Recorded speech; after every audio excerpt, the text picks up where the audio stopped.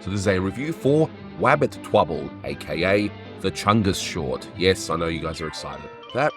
It was released in 1941, it's the 350th in the series, and it's directed by Bob Clampett. You can find this on the Looney Tunes Gold Collection Volume 1 DVD set. It was remastered in HD for the Looney Tunes Platinum Collection Volume 2 set. I'll have links below to those sets. So in case you haven't seen this one, you probably maybe only have seen the Chungus meme, but anyway, Elmer is out to get some rest and relaxation at Yellowstone Park, and when he sets up his camp, well, Bugs decides to be a jerk and just screw around with him. So it's pretty much the whole short right there. So firstly, you're going to see a re-edit of the original commentary I did with my good friends Blue Genocide, who has helped re-edit this review, my good friend Fox in a Fix, and Eli Copperman. After that, you'll hear some new thoughts from me. You'll also hear from my good friend Manny, who's the Toonie tenor. He's going to go through the music, and he begged to be on this particular review. I said, all right. He wasn't part of the crew when we did the original commentary, so it'd be nice to have him on this one. And of course, say conclusion. So, without further ado, let's get into it. Here it is. And what? Right, here it is. And here it is, Here it guys. is. Here's another bit of. I timed it well. The big Chungus, another trivia. Congratulations, Virgil Ross. You unintentionally created a meme for the ages. With me today for this amazing cartoon are my good friends Eli Copperman, Fox in a Fix, and Blue Genocide. Say hi, guys. Hello. Hello. I West feel of like West Station at West. I feel like I've been here already. Could be. I love it. It's such a great opening, and this is one of the first clues where you think this is most likely started by Tex Avery. And I think some people have covered some clues that this probably is, because the red nose on Elmer, even though it's Fat Elmer here. First Fat Elmer, by the way. I feel like it had to have been. We know that Tex created the Fat Elmer design, and there's just so many gags in this cartoon that feel way more like Avery gags than they do Clampett gags. It's definitely quick, and you can tell that Tex had just started Massacre during his fast-paced comedic timing, but this is nowhere near as fast as the cartoons that Clampett would make like a year later. This is Clampett's first credited cartoon on a cartoon from Tex Avery's old unit. So basically Tex leaves and Clampett takes over this particular unit. It's also the first Clampett, Bugs Bunny, and Elmer. Now this gag here, whenever I show this cartoon to my kids, they get into absolute hysterics. And you know what? I've seen this cartoon so many times. I think this is one of the greatest Looney Tunes things of all time. Look at Elmer with the flashlight. It just gets me every time. His design is very funny. Yeah. I do love the so onesie outfit there that he's got. It just all comes off at one piece. And who wears their pajamas underneath their clothes like that? I don't know, but Do you guys feel like, and you know, this is obviously Tex and Bob experimenting with Bugs' personality, but do you feel like a lot of people would see this as Bugs just being mean to Elmer for no reason? Because obviously in later cartoons, Elmer would have to be an asshole to Bugs first. But here Bugs is just kind of trolling with him because... Yeah, this is a 100% screwball Bugs. Right. Oh, yeah. I will defend his behavior in this cartoon because it was Elmer that attacked his rabbit hole just because he set up a tent over it. But I feel like it's a little bit more justified than it would be in later cartoons. Like, I love Buckaroo Bugs, for example. There's no reason for Bugs to do that to Red Hot Rider at all. You mean besides like he's the villain? He's a bandit in that one. Anthony, and this is a Tex Avery gag if I ever please saw one. tell me that your kids do this to you every morning. They did, especially when I was especially when I was actually a more fatter fella. But this gag is clearly a Tex Avery style gag. I just don't see this in a Clampett one. Yeah, the timing and the fact that Bugs just broke the fourth wall just then, when he says, gruesome, isn't it, or whatever it was, I forgot. But that's clearly a Tex gag. There's no No doubt about it. Wasn't the design of the bear used in another Tex cartoon? I don't know. I know the Ranger was in an older Tex Spot Gag cartoon, Cross Country Detours. I love that face on the bear. No, it looks like the bear in all this and Rabbit's shoe. See this design here. I'm pretty sure it's the same Ranger from Cross Country Detours. just randomly takes the tree. Anti-environmental friendly.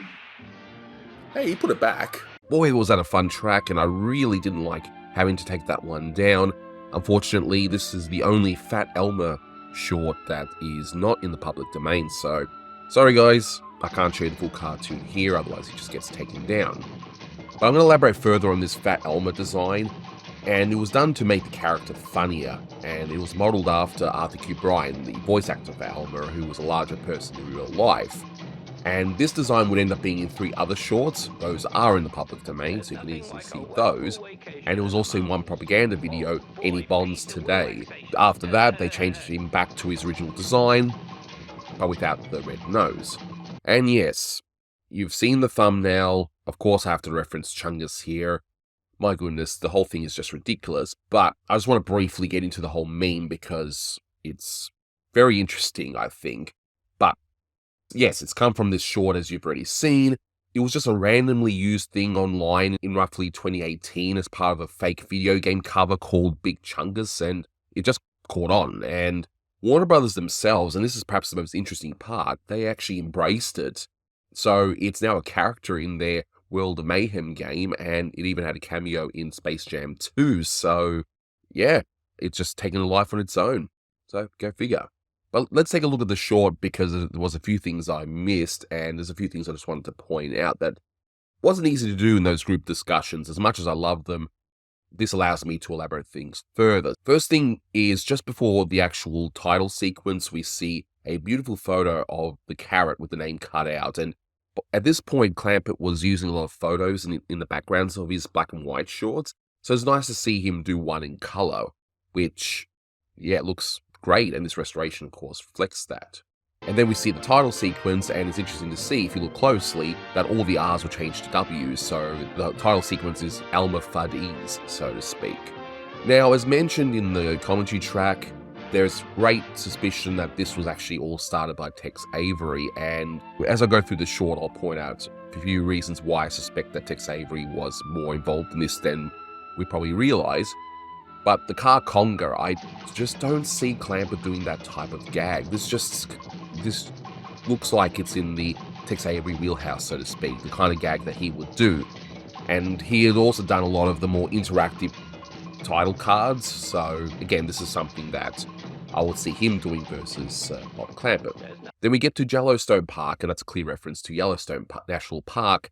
And I suppose it's kind of like a precursor to Jellystone Park in the Yogi Bear show. But anyway, now the boys pointed out in the commentary portion that, yeah, Bugs comes across as kind of a jerk here, but he says camp here via the sign, and Elmer does, and then Bugs just acts like a jerk and messes with him. So this is all part of the fact that Bugs is a brand spanking new character. They're still figuring him out. I think it's absolutely funny, mind you, but later on he'll get more refined, especially in the Chuck Jones shorts, where it's like, of course you realize this means war, so someone has actually wronged him in some way and he would retaliate, whereas here he's just a jerk.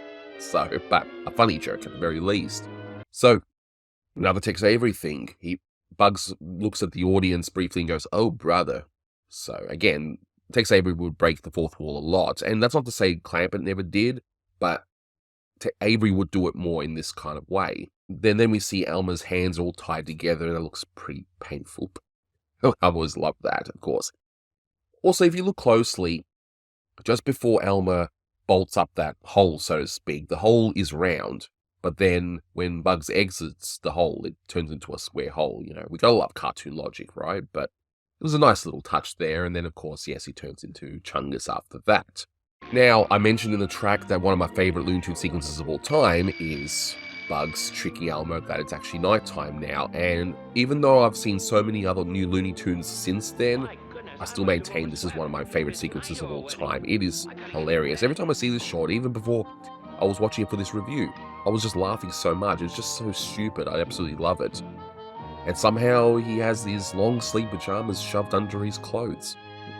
Go figure, right? Now, we then of course see Elmer sleeping, and then Bugs does the whole rooster thing. I mean, I love the whole rooster yell that Mel Blanc does, but of course, why would there be a rooster in a national park? Whatever. And then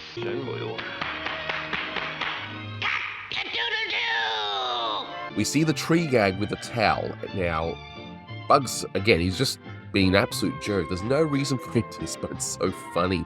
But it also leads to another reason why I suspect this is Avery, and it's Bugs saying to the audience, yeah, I mess with him, all throughout the picture. And again, that's the sort of thing that Avery would do, where he would have a character say to the audience, this is what I'm going to do for the rest of the picture. So that's why I think Avery did a lot more. He even does it a little bit later on, where he says, funny situation, ain't it? You can make up your own mind. It's information lost to time, but the more I see this short, the more it feels more like a Tex Avery short than Clampett one. And you gotta love cartoon logic, where the bear's just gonna stand there while Elmer reads a book about what to do in a situation involving bears. Yeah, gotta love that. So one of the best bits of animation in this is the animation of Bugs pretending to be a bear. It's just great. It's just so aggressive and playful at the same time. It's absolutely incredible. And the blushing face of Elmer kills me every time, when he's just turning to the screen and you just see that big blushing grin. It's so good. So good. I will say, I'm glad that didn't become a meme and Chungus did. In any case, another gag I suspect that originated with Avery is the tree gag to the music, and a similar thing happened in the previous Bugs short, All This and Rabbits 2, where you had the bugs going in the different holes and all that. It's a similar thing here, so again, I think this gag originated with Avery. So, just to get right up to the end, because pretty much everything else is covered, you have to wonder why Bugs and the bear are in jail.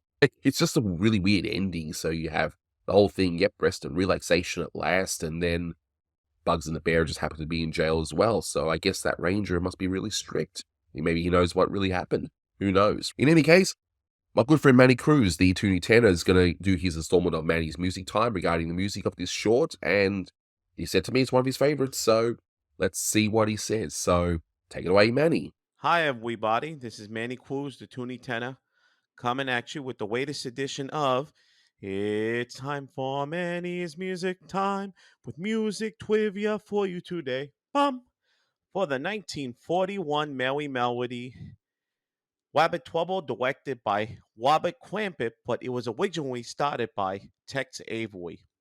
And don't forget, the musical direction was by Carl W. Starling. It's really hard to maintain that Elmer voice. Rest in peace, Arthur Q. Bryan. Hi, everyone. Manny Cruz here, Toonie Tenor, with my regular speaking habits.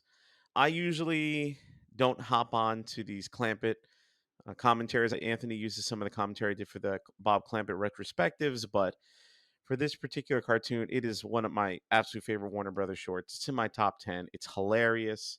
I can go on and on and on talking about how much I enjoy this cartoon. But for today, I'm going to do a special edition of Manny's Music Time, since I'm jumping ahead about 7 years chronologically, because I'm currently in 1934 with the older Merry Melodies. But I have to talk about this short, in particular the music, because, again, I could rattle on and on about how much I love it, but let's stay focused. So the cues in this cartoon, there's a few of them, but there's two in particular I want to focus on. So the first cue, of course, we have is Merrily We Roll Along, the Merry Melodies theme, which first debuted in the 1935 Merry Melody, Billboard Frolics, as in it was part of the short itself, part of the score, and it was first used as the theme song for the Merry Melodies in 1936 in Boulevard Ear for the Bronx. Once I get to those two shorts, in Manny's Music Time for the older Merry Melodies, I'll go more into detail about the song itself, as well as the composers and the lyricists for that one. So, right immediately when you have the opening titles, probably one of the best. I'm laughing at it because I'm thinking about it. One of the best titles in Warner Brothers history, where everything is written in Fudd-ese. You got Wabbit Clampett and Carl W. Starling and Direction and all that other stuff. The song that you hear is called Says Who, Says You, Says I. And that particular song is heard throughout the cartoon. The melody. Ba-da, ba-da, ba-da, ba-da-da-da, da-da, da-da.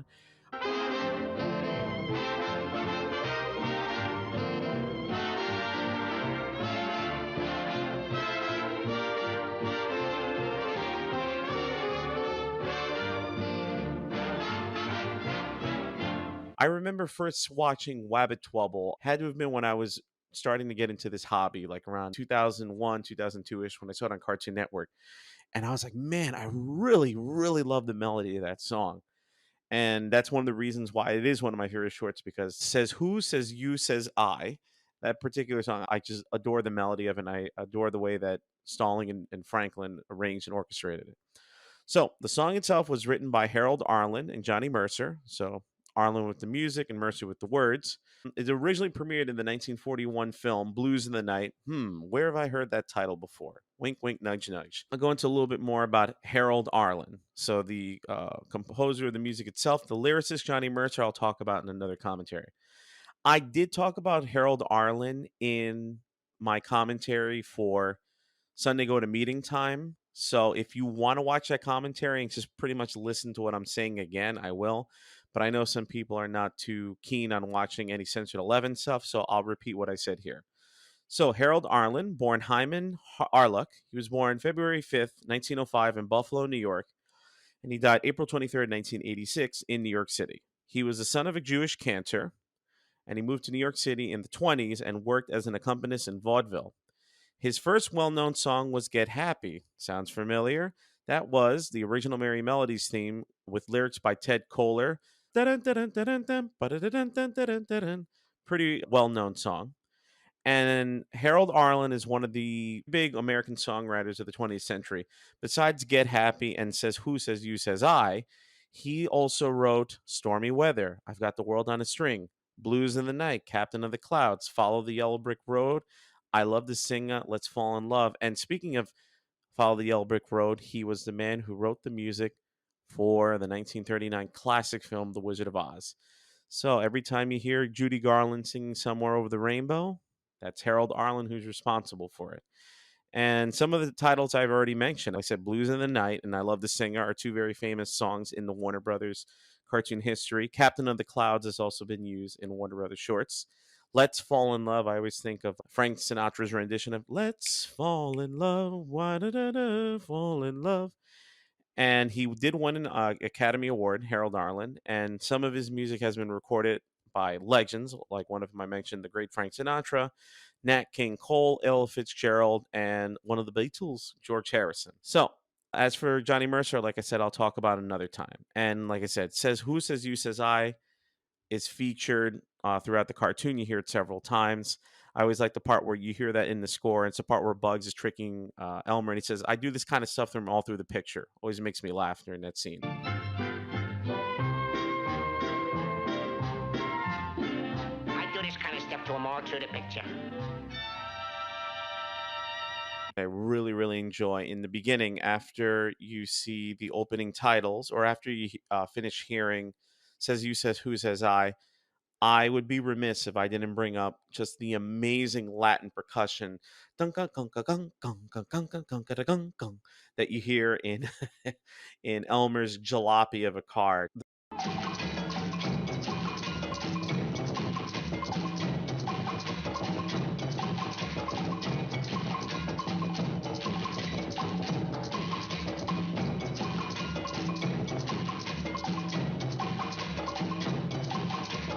The rhythm itself always makes me laugh at why Carl Stalling chose a particular Latin rhythm to go with that scene. And again, it hits me close to home since I am a Hispanic myself here, a little bit of my culture reflected in this cartoon. But it's just, you can't help dancing to that. I mean, if my car ever did that, I would really need to bring it to the shop, because my car is not even 2 years old. So there's that. Love that part. Great stuff. Great stuff. Now, let's talk about another song that's featured in this short that I never knew the name of it until researching today, but I always just love how it's done in this cartoon. So, the name of it is called The Angels Came Through by Ernesto Lecuona and Al Dubin. And this one is also from 1941. Now, Al Dubin, I've mentioned his name plenty of times. He's a well known lyricist. He worked mainly with Harry Warren, and if you listen to the older Merry Melodies, you'll hear me talk about those. I will eventually talk about Al Dubin and one of the older Merry Melodies, check it out. But he was a very prominent songwriter, and like I said, mainly with Harry Warren. But Ernesto Lecuona, when I saw his name, I was like, really? I'm surprised because I know who he is. So, who is Ernesto Lecuona? This information I'm about to read for you actually comes from the program notes of my recital. So, I did my master's degree in vocal performance, and as one of the requirements for my graduation was I had to present a recital of music. I did music in German and French and Italian, English, and I dedicated part of the recital to music in Spanish, in particular music from Cuba, because my grandmother was born in Cuba. She immigrated to the United States in the late 40s with my grandpa, and she passed away just before I started grad school, about a few weeks before I did. And she's one of the reasons why I became a musician, and it was my way of honoring her memory. And one of the songs I performed was a piece of music by Ernesto Lecuona called Noche Azul, which in English translates to Blue Night. But I sort of knew that Ernesto Lecuona had some association with Hollywood, but I didn't know that one of his songs will wind up being in a Warner Brothers cartoon. And this is actually the only cartoon that this song is featured in, which is a shame because it has an absolutely gorgeous melody. So again, here are my program notes. So I'm quoting myself, so hopefully I don't sue myself for not quoting properly. So anywho, here we go. And I quote: Born in the Cuban capital of Havana, Lecuona is considered to be one of the most prolific Cuban composers ever. Some have called Lecuona the Cuban Gershwin due to his extensive song output. Lecuona received piano instruction from his two older sisters, Ernestina and Elenita, and later went to Paris to study with Maurice Ravel. Unquote. So, in case you're not familiar, Maurice Ravel was a very famous French composer of the late 19th, early 20th century. His bolero, that's probably his most well known piece. And I continue back to my program notes, and I quote: Lecuona composed over 600 works, a mix of piano compositions, film scores, ballets, and around 400 songs, including Siboney, Malagueña, and Noche Azul.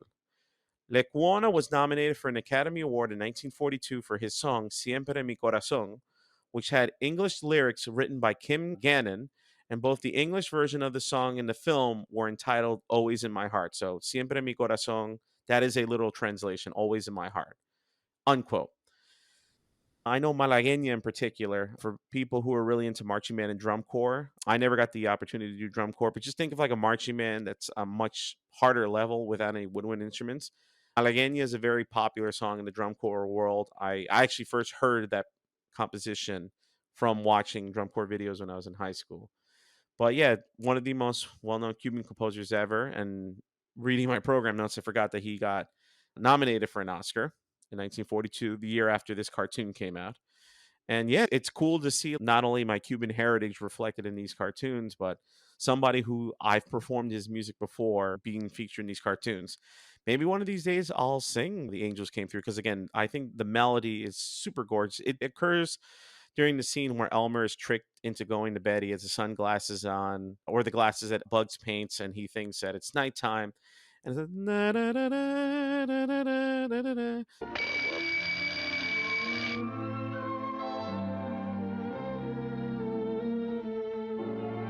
My goodness, I must have overslept. It's night already.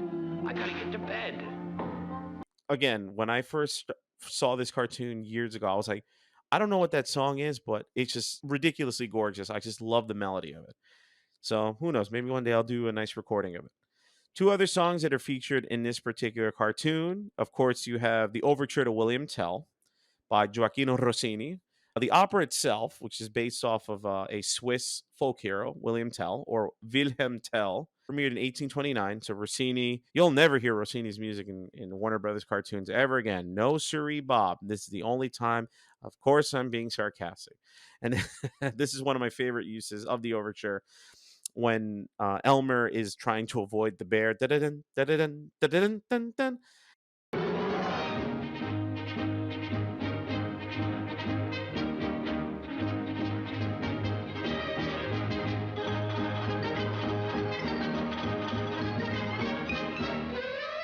And that scene, see, I'm not even watching. It just makes me laugh. At the end of the scene, after you hear the William Tell Overture, when you have the bear and Elmer behind the tree, brum, brum, brum, dun, brum, bum, bum, bum. And then when Elmer realizes the bear is looking at him, you hear a car horn, that sound effect. That the only other cartoon I could think of is another Avery cartoon, or because for those of you that know, this cartoon was originally started by Avery, but finished by Clampett because Avery was fired during the production of this cartoon. But that particular that car horn that you hear when Elmer is looking at the bear, it's the same one that you hear in an earlier Bugs cartoon, 1941's All This in Rabbit Stew. Not the best cartoon to talk about, but the antagonist is staring at a bear, and you hear the what? I wish that sound effect was used more in Warner Bros. Cartoons. Every time I hear it in Wabbit, Twouble, and All This in Rabbit Stew, it makes me laugh every single time. And the last cue that I didn't even realize was in it, because I've seen this cartoon so many times, but I never paid attention to the cue at the end. So after Elmer vandalizes the Yellowstone National Park sign and he's sent to prison, you hear "Am I Blue?" Again, another song you'll never hear in Warner Brothers cartoons. No, of course I kid. We bear and Screwy Wabbit. West and relaxation at West. Pardon me, but how long you in for, Doc? "Am I Blue?" which was composed by Harry Axt, and the lyrics are by Grant Clark, and this one's from 1929. So 100 years after the William Tell Overture. So look at that. You got two 1941 films and then two pieces of music 100 years apart. I can keep going on and on and on about this short. It's hilarious. It's one of the best the studio ever made. What a completely strong start for the Elmer and Bugs dynamic. This is what Bugs is, I don't know, 7th or 8th cartoon in general. And just what an absolutely strong start. I can go on and on about how great it is. Of course, Anthony's going to touch about the reason why this cartoon persists, the legendary Big Chungus meme that originated from it. I, unfortunately, was not part of the original commentary for this cartoon when Anthony did the commentary for it several years ago. This was actually when I was listening to his channel as a fan before I reached out to him, and he reluctantly brought me aboard, and he regrets every moment that I record. No, I kid. But yeah, what a great cartoon. So happy to be doing this one. I hope you enjoyed my special edition of Manny's Music Time. Enjoy the rest of the commentary for this absolutely classic short. It is on the 100 best Warner Brothers shorts list. Deservedly so. I can keep going and on and on. Enjoy the music. Like I said, go listen to some Cuban music and go listen to some Says You, Says Who, Says I. You can watch the clip from the film Blues in the Night on YouTube, or there's a really, really cool rendition of it. The one that I heard originally that was recorded by the legendary Cap Calloway. So get a chance to listen to it. Thanks for listening. Follow me on my socials at the Tooney Tenor, the Tooney Tenor, Tenor, for more about my music life and my life as a multifaceted geek or nerd. It's been a while since I've said that. Thanks a lot, guys, and I hope you get watts of West and Wewaxation at WAS. And you're probably thinking, oh, how long am I in for this commentary? All right. See you around, boys and girls. That's all, folks. Wait, we're not doing an early melody. Whatever. Mally melody? I don't even know what I said. Bye. This one is one of my favorite Bugs Bunny shorts of all time, and it's also one of my favorite Looney Tunes cartoons of all time. And this one gets a 10 out of 10 for me, despite the really weird ending. It's one I've seen quite often. Got one of my favorite sequences of all time. It is so, so good. And who cares if Tex Avery did most of it before Clampett had to take the director's credit because Avery got fired. Whatever. It's still a great short either way, regardless of the whole history of it. And yeah, if I had to pick one Bugs Bunny short to watch, this would definitely be up there in terms of what I would pick. So yeah, 10 out of 10. So what would you guys rate this one? Let me know in the comments below. But aside from that, that'll do it for this one. Thank you so much for watching, and until next time, take care.